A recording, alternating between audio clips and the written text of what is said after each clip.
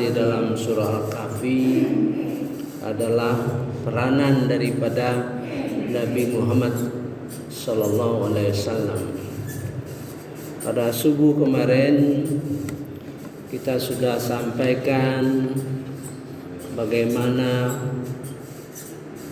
penderitaan yang dirasakan oleh beliau sampai Allah mengatakan, maka barangkali engkau Muhammad akan mencelakakan dirimu, akan membunuh dirimu karena bersedih hati setelah mereka berpaling, sekiranya mereka tidak beriman kepada keterangan-keterangan ini, penjelasan-penjelasan di dalam Al-Quran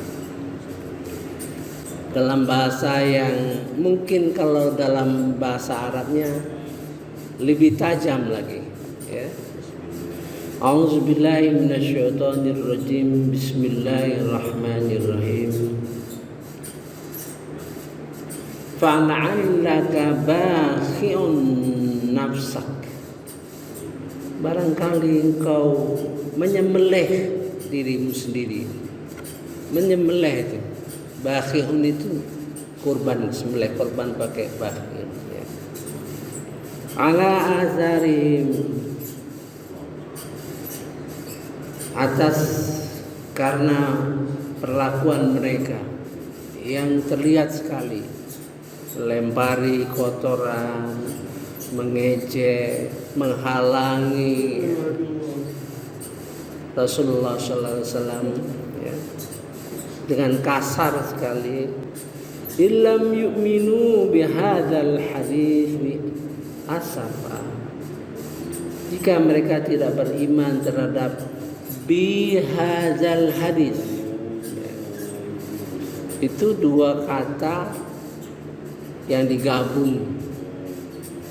Bihadzal, ini sungguh keterangan-keterangan ini, maksudnya Al-Quran, ya.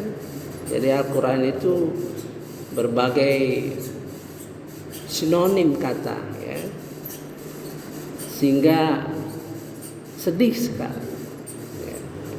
Nanti akan saya ceritakan bagaimana Allah mengobati Nabi Muhammad untuk mengobati sedih, ya, nanti di dalam surah Al-Hijr, ya. Tapi kita kembali, ya, untuk memahami bagaimana Rasulullah, kalau kesedihan yang dijelaskan dalam surah Al-Kahfi ayat 6 itu, kesedihan itu sudah berlalu, kan. Sekarang kesedihan yang akan datang dan akan dilaporkan kepada Nabi, kepada Allah Subhanahu wa taala oleh Rasulullah pada saat di akhirat nanti. Pada saat berjumpa kepada Allah Subhanahu wa taala, dia akan laporkan ini. Ini yang membuat pelajaran bagi kita. Kalau memang kita cinta kepada Rasulullah, kita ambil langkah-langkah supaya tidak termasuk orang yang mengabaikan, ya. Ini akan dilaporkan oleh Rasulullah pada hari akhirat nanti, ya.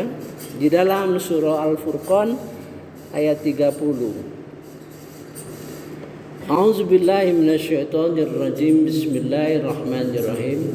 Dan Rasul Muhammad berkata, wahai Tuhanku, sesungguhnya kaumku telah menjadikan Al-Quran ini diabaikan. Kalau itu nanti laporan itu disampaikan kepada Allah Subhanahu wa taala, apa respon Allah Subhanahu wa taala terhadap kelakuan itu, ya. Mari kita lihat. Yang penting sekarang langkah-langkah apa supaya kita tidak termasuk orang-orang yang mengabaikan, ya. Wa qala ar-rasul, berkata Nabi Muhammad sallallahu alaihi wasallam, ya Rabbi, itu Perkataan ya Rabbi itu hanya dua dalam Quran, yang dua-duanya dalam kondisi sedih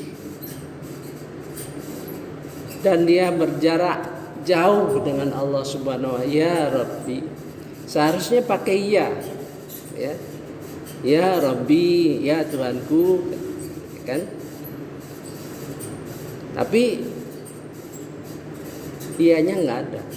Itu secara ilmu balagho, ada sesuatu, ya, karena kesedihan itu, ya.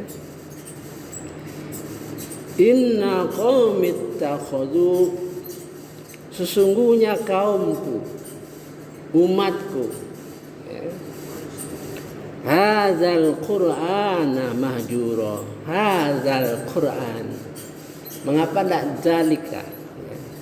Hadza Quran ini, Quran yang dia pegang, yang selalu mereka dekat dengan Al-Quran, bukan kitab-kitab yang lain. Kita begitu, ya. Hadzal Qur'ana mahjur, Quran ini diabaikan. Nah, bagaimana kita meresapi perasaan Nabi Muhammad SAW ketika itu, ya. Sebagai orang yang memahami kejiwaan, betapa sedihnya dia, gitu. Betapa sedih dan menderitanya nanti ketika berhadapan dengan Allah Subhanahu wa taala. Maka kita sebagai umat harus memahami itu dan mengambil langkah-langkah, karena pengabaian terhadap Al-Qur'an ini, dari bahasa Al-Qur'an ini, ya, kaum, jadi berjamaah, ya. Tindakan-tindakan itu harus bersama-sama. Ada yang mengajarkan Quran dari 5 yang saya sampaikan kemarin, menurut kesepakatan ulama, kelima poin itulah yang menjadi rujukan bahwa kita mengabaikan Al-Quran. 1, ada Quran tidak dibaca, ya. Artinya kalau kita tidak masuk yang mengabaikan, kita membaca Al-Quran, membaca, mengerti dengan tajwid, ya, dengan makhraj huruf yang baik, ya, karena ilmu tajwid lah, ya, yang menyatukan pembacaan Al-Quran itu seluruh dunia ini. Kalau tidak ada ilmu tajwid, tidak mungkin sama bacaan kita. Misalnya kalau makhraj huruf ba itu keluar dari bibir, ya. Kalau huruf qaf dari tenggorokan. Karena itulah tajwid itu yang menyatukan bacaan Al-Qur'anul Karim seluruh dunia, ya. Karena dengan ilmu yang sama. Padahal di zaman Rasulullah itu tidak ada ilmu tajwid, itu tidak ada, ya. Ulama berpikir bagaimana Al-Quran itu dibaca lebih baik, ya. Ada yang menambah titik 1 kalau ba, ada yang menambah titik 2 sa, menambah titik 3 sya. Itu tidak ada dulunya, gitu, ya. Berbagai macam qiraat yang muncul, ya, sehingga Al-Quran itu dibaca seluruh dunia dengan sama persis, ya. Kemudian kalau kita sudah itu tidak ingin memahami Al-Quran, tidak ada keinginan untuk memahami Al-Quran, kita termasuk yang mengabaikan Al-Quran, ya. Sudah kita baca, kita ingin memahami Al-Quran. Setelah ingin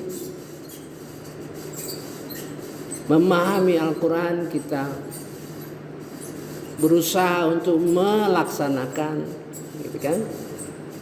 Sudah itu kita laksanakan, kita ngajak orang, ya, untuk melaksanakan isi dari Al-Quran. Kemudian kita jadikan usaha prinsip-prinsip Al-Quran itu menjadi prinsip hidup. Jadi ini pekerjaan orang banyak, ya.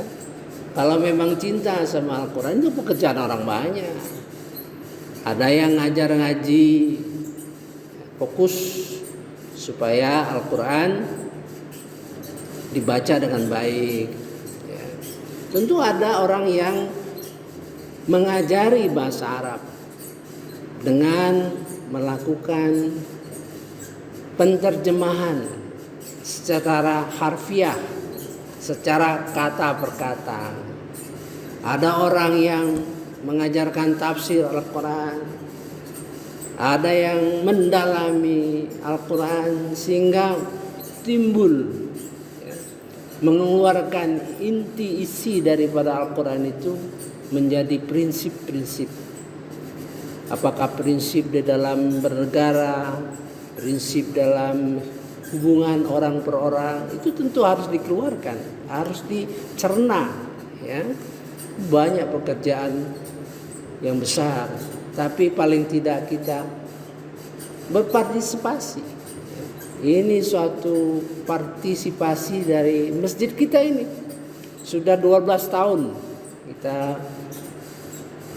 belajar Al-Quran, belajar ngaji, belajar menterjemahkan, belajar menafsirkan. Insya Allah ini merupakan bukti yang kita sampaikan kepada Rasulullah SAW bahwa kita tidak termasuk golongan yang mengabaikan Al-Quran, ya. Jadi ini pekerjaan banyak orang, ya. Tidak dilakukan oleh orang per orang, tapi kelompok per kelompok. Mari kita lihat apa respon Allah terhadap yang mengabaikan. A'udzubillahi minasyaitonirrajim. Bismillahirrahmanirrahim.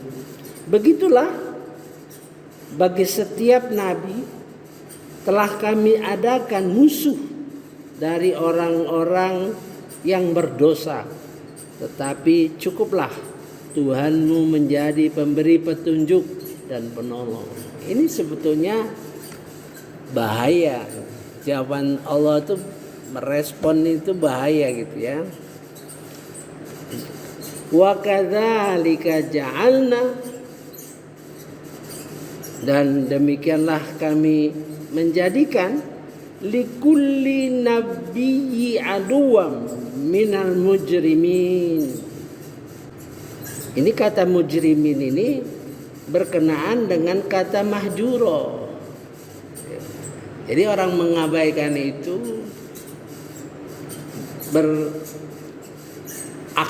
ya, mahjuro, mujrimin. Setiap nabi itu dijadikan musuh. Apakah kita akan dimasukkan orang-orang yang mengabaikan Al-Quran itu sebagai musuh? Karena tahu banyak ayat-ayat itu seperti itu, mengambang. Beberapa tafsir saya baca itu mengambang, ya. Itu jawaban mengambang, ya.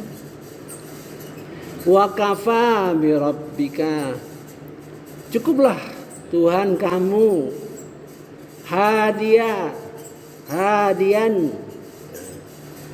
sebagai pemberi petunjuk. Hadiah. Jadi hadian itu petunjuk yang sempurna. Nah, hadian, ya. Jadi mari kita pelajari petunjuk-petunjuk dalam Al-Quran, bagaimana mendekati Al-Quran itu sendiri. Nah, itu, ya. Hadian wa nasiran, dan penolong, pemberi penolong, ya. Jadi saya sudah menyusun suatu tulisan yang saya sebarkan, mendapat respon yang positif dari teman-teman, yaitu 7 cara mendekati Al-Quran menurut Al-Quran itu sendiri. Ya. Jadi 7 cara kita mendekati Al-Quran menurut Al-Quran itu sendiri, bukan pikiran saya. Disusun, dicari, oh ini maksudnya. Misalnya yang pertama kali, jangan pernah kita mengabaikan Al-Quran dalam arti yang kecil-kecil. Kalau kita satu, misalnya mendengar ceramah, mendengar tausiah, mendengar kajian tafsir, kita lihat, kita dengar, oh ayat itu ya, Al-Furqan ayat 30. Nah, nanti pulang nanti lihat lagi Al-Quran. Oh ini artinya. Jadi dari ribuan ayat, ya, kalau setiap hari atau ya sering-seringlah kalau dibaca, diulang, didengar, ditandai Al-Quran itu 1, 2, 3, 4, 5, 6, 7, 8, lama-lama banyak Al-Quran. Ayat Al-Quran yang masuk ke dalam pikiran kita, masuk dalam hati kita. Kita lanjut ya. Wa qala alladzina kafaru, dan berkata orang-orang yang mengingkari Al-Quran, laula nuzila alaihil Quran, mengapa Al-Quran tidak diturunkan kepada Muhammad? Berpikir ya, orang-orang yang ingkar dengan Al-Quran itu selalu berpikir ya, nyeleneh pikirannya itu ya. Mengapa Al-Quran diturunkan kepada Nabi Muhammad? Tidak sekalian, jumlah sekalian, sekaligus itu pikirannya sekaligus. Kadzalik, demikian itu ya, kami turunkan Al-Quran tidak sekaligus, berangsur-angsur, gitu maksudnya ya. Liyusab bitabihi fuadak, untuk memantapkan hatimu kepada Nabi Muhammad waktu itu. Jadi kalau kita berangsur-angsur belajar satu ayat, tujuannya memantapkan hati kita ya. Fuad. Jadi hati itu menurut Al-Quran sendiri terlihat 4 lapisan, seperti katakan buah. Lapisan paling luar namanya sudrun. Lapisan kedua qalbun. Lapisan ketiga fuadun. Lapisan yang inti adalah babun, al-bab ya. Jadi disitulah bermainnya hati itu dalam mempertahankan diri kita ya. Supaya mantap hatimu, dan bacalah warat nahu tartila, supaya dibaca dengan tartil ya. Saya kira cukup. Mudah-mudahan kita bisa meresap, mudah-mudahan kita bisa ikut serta ya, dalam rangka supaya kita tidak termasuk golongan yang mengabaikan Al-Quran ya. Mudah-mudahan apa yang kita sudah lakukan, 1, belajar Al-Quran setiap subuh niatnya, kecuali ada kegiatan lain, tiap subuh niatnya ya. Sudah berlangsung selama 10 tahun lebih ya.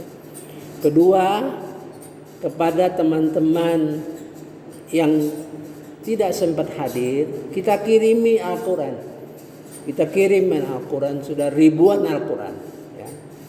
Mungkin 1000 lebih Al-Quran kita kirim kepada jemaah. Mudah-mudahan akan dilanjutkan terus, ya. Setidak-tidaknya itulah bukti kita menjadi orang yang tidak mengabaikan Al-Quran. Mudah-mudahan apa-apa yang kita lakukan itu benar adanya, mendapat berkah dan ridho dari Allah Subhanahu wa taala. Subhanakallahumma wa bihamdika asyhadu an la ilaha illa anta astaghfiruka wa atubu ilaik. Wallahu alam. Wassalamualaikum warahmatullahi